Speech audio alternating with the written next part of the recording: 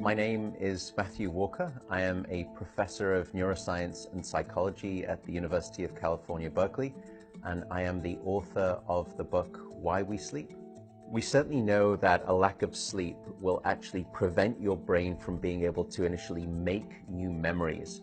So it's almost as though without sleep, the memory inbox of the brain shuts down and you can't commit new experiences to memory. So those new incoming informational emails are just bounced and you end up feeling as though you're amnesic. You can't essentially make and create those new memories. We also know that a lack of sleep will lead to an increased development of a toxic protein in the brain that is called beta amyloid, and that is associated with Alzheimer's disease, because it is during deep sleep at night when a sewage system within the brain actually kicks into high gear and it starts to wash away this toxic protein, beta amyloid. So if you're not getting enough sleep each and every night, more of that Alzheimer's related protein will build up. The more protein that builds up, the greater your risk of going on to develop dementia in later life. What are the effects of sleep deprivation on the body? Well, there are many different effects. Firstly, we know that sleep deprivation affects the reproductive system. We know that men who are sleeping just 5 to 6 hours a night have a level of testosterone which is that of someone 10 years their senior. So a lack of sleep will age you by almost a decade in terms of that aspect of virility and wellness. We also know that a lack of sleep impacts your immune system. So after just one night of 4 to 5 hours of sleep, there is a 70% reduction in critical anti-cancer fighting immune cells called natural killer cells. And that's the reason that we know that short sleep duration predicts your risk for developing numerous forms of cancer. And that list currently includes cancer of the bowel, cancer of the prostate, as well as cancer of the breast.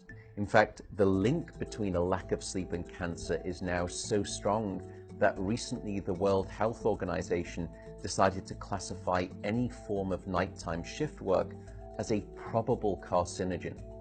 So in other words, jobs that may induce cancer because of a disruption of your sleep-wake rhythms. We also know that a lack of sleep impacts your cardiovascular system, because it is during deep sleep at night that you receive this most wonderful form of effectively blood pressure medication.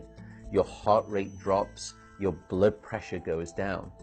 If you're not getting sufficient sleep, you're not getting that reboot of the cardiovascular system. So your blood pressure rises. You have, if you're getting 6 hours of sleep or less, a 200% increased risk of having a fatal heart attack or a stroke in your lifetime. There is a global experiment that is performed on 1.6 billion people twice a year, and it's called daylight savings time. And we know that in the spring, when we lose 1 hour of sleep, we see a subsequent 24% increase in heart attacks the following day. Another question perhaps is, what is the recycle rate of a human being? How long can we actually last without sleep before we start to see declines in your brain function or even impairments within your body? And the answer seems to be about 16 hours of wakefulness. Once you get past 16 hours of being awake, that's when we start to see mental deterioration and physiological deterioration in the body.